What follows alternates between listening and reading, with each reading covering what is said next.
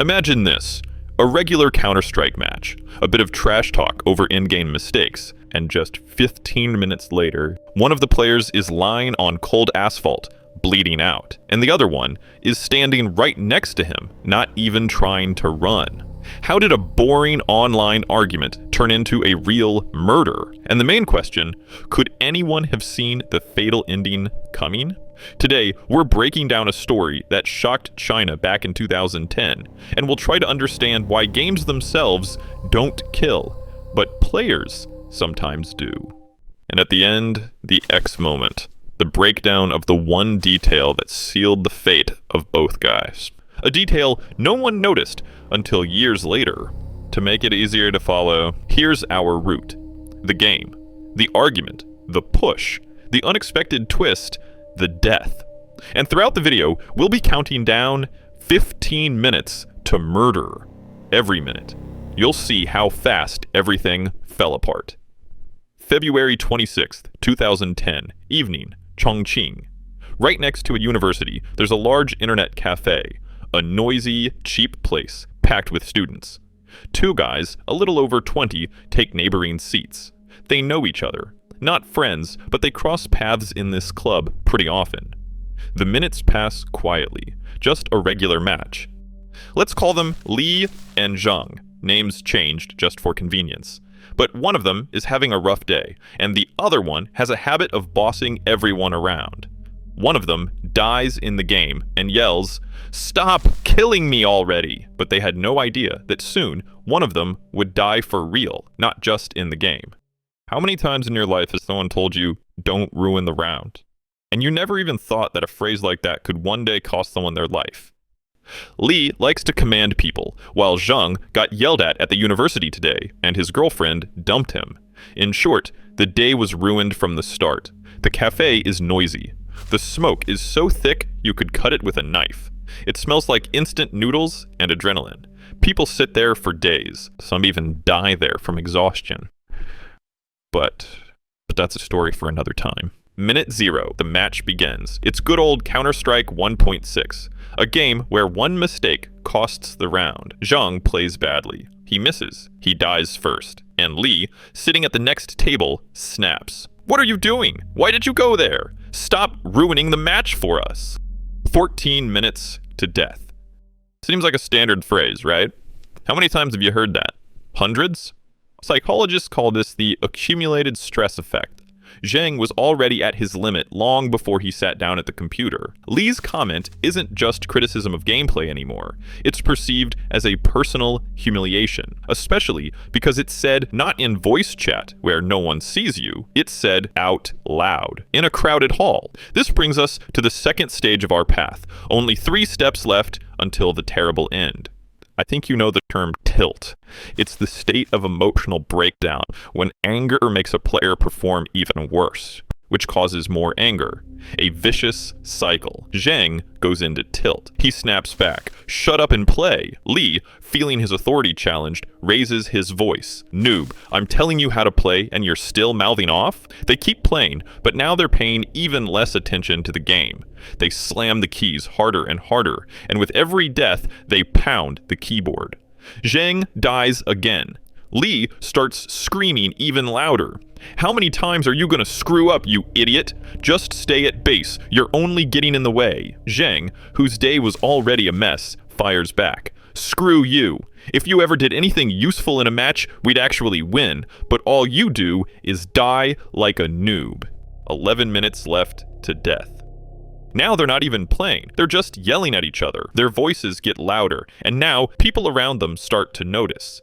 New round, new mistake, new shouting. Look at the people around them, dozens of them. Students, school kids, grown men. Why doesn't anyone step in? Here comes a frightening effect, the bystander effect, or the Genovese syndrome. The more people around, the less likely anyone is to help. Everyone thinks, well, there's an admin here, or a guard, or someone stronger than me. They'll deal with it. And in the end, no one deals with anything. Imagine, even the security doesn't care. People are yelling at each other, and they don't give a damn. 10 minutes left to death. We reach the next stage of our path, the push. Only 2 steps remain. Zhang stands up and actually shoves Li. Li falls to the floor, hits himself. This is the critical moment. Remember it. By the way, we'll return to it later. The cafe staff finally react. The administrator comes over and says the classic phrase that may have signed a death sentence. Hey guys, just not in here. If you want to fight, take it outside. Don't break the equipment. Think about that. They weren't separated. No one threatened to call the police. They were simply given a location for the fight. The security system failed. Society failed. They were given the green light for violence, just asked to move it out of sight. 5 minutes left to death. They step outside. You know that false sense of relief? It feels like stepping into fresh air will cool things down. Cold wind will clear their heads. But that's not how it works. Inside the club, there were witnesses, cameras, there were social boundaries. Now there are no witnesses, no cameras, no one controlling what happens. Outside, darkness. The back alley of the internet cafe. A blank wall. Trash bins. Here, there are no rules. The restraining factors disappear. Zhang and Li stand facing each other. Their adrenaline is through the roof. They both have tunnel vision. Li, the aggressor in the game, feels like he's in control. He probably thinks he's just going to beat up the noob and get back to finish the round. But he doesn't know what Zhang has in his pocket. Now we step onto the 4th stage. The unexpected twist. Zhang had a knife. But don't assume you already know how the story ends. There are still several important and powerful turns ahead. Why did Zhang carry a knife? It was a simple folding knife, a pocket knife. In China at that time, many people carried them for everyday tasks, or for a sense of false security. But there's Chekhov's rule. If a gun hangs on the wall in the first act, it will fire in the last. If you have a knife in your pocket, then in a critical moment, your brain starts seeing it as an argument. Not as a tool for cutting apples, but as the only chance to win a fight you're losing. 3 minutes left to death. The fight begins. This isn't a movie fight. It's a clumsy, messy scramble between 2 guys who don't know how to fight properly. Shoves, grabbing each other's jackets, random swings.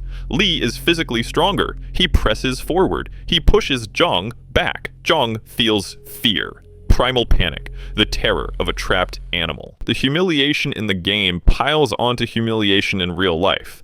His girlfriend dumped him, he was kicked out of an exam, and now he's being humiliated by some random guy. Something short circuits in his head. I won't lose. Not again. 1 minute left to death. A hand dives into a pocket. The click of the folding mechanism. Witnesses, a couple of people who stepped out to smoke, later said they didn't even understand what had happened. 1 fast swing. Then a second, a third, a fourth, chest, stomach. Li is still standing. At first, he doesn't even seem to feel pain. Shock is the most powerful painkiller. He looks down at his jacket. A dark stain spreads with terrifying speed. "You, what are you doing?" Those were likely his last words. And then, the final strike. Li collapses onto the asphalt. Game over. But what happens next is the strangest part. What does a killer normally do? They run. They throw the weapon away, try to hide somewhere, but Zhang stands still. He looks at the knife in his hand as if he's seeing it for the first time. The adrenaline fades. The tilt is gone. Clarity returns. And with it, the horrifying realization of what he's just done. People around call the police and ambulance. The police station is right nearby. The patrol arrives instantly. Zhang doesn't resist. He hands over the knife. He raises his hands. He doesn't look like a cold-blooded killer. He looks like a lost child who broke an expensive vase. Except instead of a vase, it's a human life. Li dies before the doctors arrive. The blood loss is incompatible with life. Just 15 minutes ago, he was yelling, "Stop ruining the match!" Now he's gone. During interrogation, Zhang repeats one thing over and over. "I didn't mean to. I just wanted him to leave me alone. I didn't understand what I was doing. Everything was like a fog." Investigators nod. "State of emotional distress," they write in their reports. "Domestic dispute." But one detail surfaced later. the detail that changes everything. We've reached the main point. The X moment. Why did a student suddenly pull out a knife and kill someone? He wasn't known to be violent at all. Remember the scuffle inside the cafe? That first shove? When Li pushed Zhang, Zhang didn't just step back. Surveillance cameras recorded that Zhang stumbled and hit his temple on the corner of the computer desk. The hit wasn't strong. He didn't even lose consciousness. He just rubbed his head and walked outside. But forensic experts know this. The prefrontal cortex is our brake. This area controls impulses, social behavior, the ability to tell yourself stop when you want to hit someone. Even a light concussion or bruise in that area can cause temporary dysfunction of those brakes. At the very moments outside, Zhang's brain was working incorrectly. Because of the head injury inflicted by the victim, his ability to control aggression was almost zero.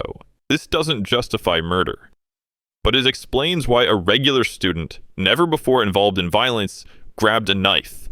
A mistake in the game, a verbal argument, a head injury that disabled the brain's safety lock, a knife in the pocket, a death. Remove even one element, and Li would be alive, and Zhang wouldn't be in prison. Zhang was sentenced to a long prison term. His life is broken. Li's life ended. 2 families destroyed. And all of this because of a lost round in a game, one no one would remember a week later. We're used to thinking the internet is a safe place where words weigh nothing, that you can insult, humiliate, vent your anger, and just press Alt F4. But on the other side of the screen, there's always a living person, with his own problems, his own nerves, his own bad day, and maybe even his broken brakes. Next time you feel like yelling at a teammate for a mistake, remember this story from Chongqing. Remember how quickly 15 minutes can turn into a life sentence. Take care of yourself. And be human, even online.